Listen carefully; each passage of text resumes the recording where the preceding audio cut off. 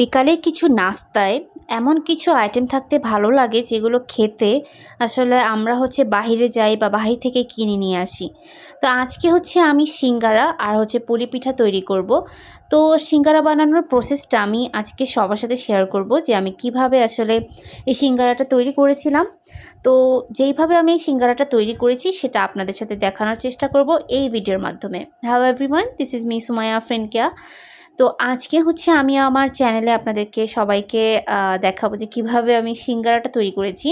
যেহেতু আমি নতুন তৈরি করেছি, আমারটা এতটাও পারফেক্ট হয়নি, তারপর আমি চেষ্টা করেছি যে সিঙ্গারাটাকে পারফেক্ট করে তৈরি করার, কিন্তু জানি না কতটুকু পারফেক্ট হয়েছে। তো যেভাবে আমি তৈরি করেছি সেটা আপনাদের সাথে আজকে আমি শেয়ার করব। আশা করি আজকে আমার এই ভিডিওটা আপনাদের সবার অনেক ভালো লাগবে। তো দেখে নেওয়া যায় যে আমি কিভাবে তৈরি করেছি। তো প্রথমে আমি যখন রুটিটাকে পাতলা করে বেলছিলাম তখন লেগে যাচ্ছিল। তো তারপরে আমার মনে হলো যে একটু তেল আর একটু যদি আমি শুকনো গুঁড়ি দেই আটার, তাহলে এটা লাগার সম্ভাবনা থাকবে না। তো মাঝখান থেকে এখানে আমি কেটে নিচ্ছি, যেহেতু আমি ২টা সিঙ্গারা তৈরি করতে পারবো এই একটা ডো দিয়ে। তো মাঝখান থেকে এখানে ভালোভাবে পারফেক্টলি কেটে নিচ্ছিলাম। তো এখানে একটা কেটে নিয়ে ভালো করে লক্ষ্য রাখতে হবে যে কীভাবে ভাঁজটা দিচ্ছি। এক সাইড থেকে উপর দিয়ে আমি এই ভাঁজটা নিলাম। এখন পরবর্তী ভাঁজটা দেওয়ার জন্য এখানে আমি সামান্য পানি দিয়ে নিচ্ছি যেন ভালো করে লেগে যায়। তো এই লেগে যাওয়ার জন্য আমি এখানে আরেকটা ভাঁজ দিচ্ছি একটু সামনের দিকে টেনে নিয়ে, যাতে ভালোভাবে লেগে যায় আর আমি যখন ভাজবো তখন যেন এগুলো ফেটে না যায়। তো এখানে আমি ভালো করে মিশিয়ে নিচ্ছিলাম যেন না ফাটে, কারণ ফেটে গেলে পুরো সিঙ্গারাটাই নষ্ট হয়ে যাবে এবং খাওয়ার উপযোগী হবে না। আর লাস্টের নিচের এই চোখা অংশটাকে পরবর্তীতে আমি এভাবে একটু ডিজাইন করে দিচ্ছিলাম যেন নিচে ফেটে না যায়। ফেটে গেলে কিন্তু আমি আবারও বলছি পুরো সিঙ্গারাটাই নষ্ট হয়ে যাবে, খেতে ভালো লাগবে না এবং খেতে খুবই বাজে হয়ে যাবে। তো এখানে আমি ভালো করে এইভাবে তৈরি করে নিচ্ছিলাম সিঙ্গারাগুলো। তারপর আমি যে পুর তৈরি করেছিলাম সেই পুরটা আমি সিঙ্গারার ভাজের মধ্যে দিয়ে দিচ্ছি। বেশি পুর দিলে উপরের সাইডের যে অংশটা আছে সেটাকে আমি ভালো করে ভাজ দিতে পারবো না। তো এখানে আমি ভালো করে ভিতরে পুরটা দিয়ে দিচ্ছিলাম। তারপরে আবারও আমি পানি দিয়ে দিচ্ছি যেন আমার সিঙ্গারার ভাঁজটা খুলে না যায়। বারবার একটু পানি দিতে হবে, আবার বেশি পানি দিলে কিন্তু ভাঁজ লাগতে চাইবে না। তো এখানে আমি মোটামুটিভাবে লেয়ার করছিলাম, আর লেয়ার করে সামনে থেকে এই অংশটা আমি ভালো করে আবারও মিশিয়ে নিচ্ছি। তো এই সিঙ্গারাটা তৈরি করাটা খুবই ইজি। আপনারা ২-১টা তৈরি করলেই দেখে বুঝতে পারবেন যে আমি কিভাবে সিঙ্গারাটা মেক করেছি।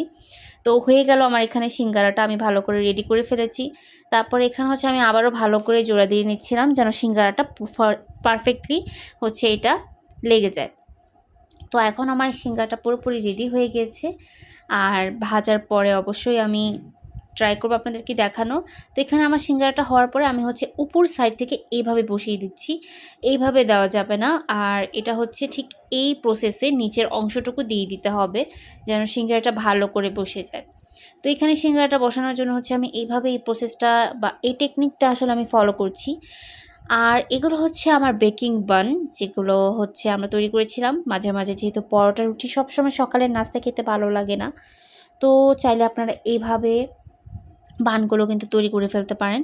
খুব ইজি প্রসেসেই তৈরি করেছি আমি। আর এই ভাজটা অনেকেই জানতে চেয়েছিলেন যে কিভাবে দিয়েছি। এই ভাজটা যেভাবে দিয়েছি সেটা আমি অবশ্যই এখন ট্রাই করে দেখাবো আপনাদেরকে, যে আপনারা চাইলেও কিন্তু খুব ইজি ওয়েতে এইভাবে তৈরি করে ফেলতে পারেন এই বানগুলো। তো প্রথমে অবশ্যই আমি ডোটা তৈরি করছি। তো ডোটা তৈরি করার জন্য এখানে আমি আটাটা নিয়ে নিয়েছি এবং লম্বালম্বি বা আড়াআড়িভাবে আমি বেলে নিচ্ছিলাম।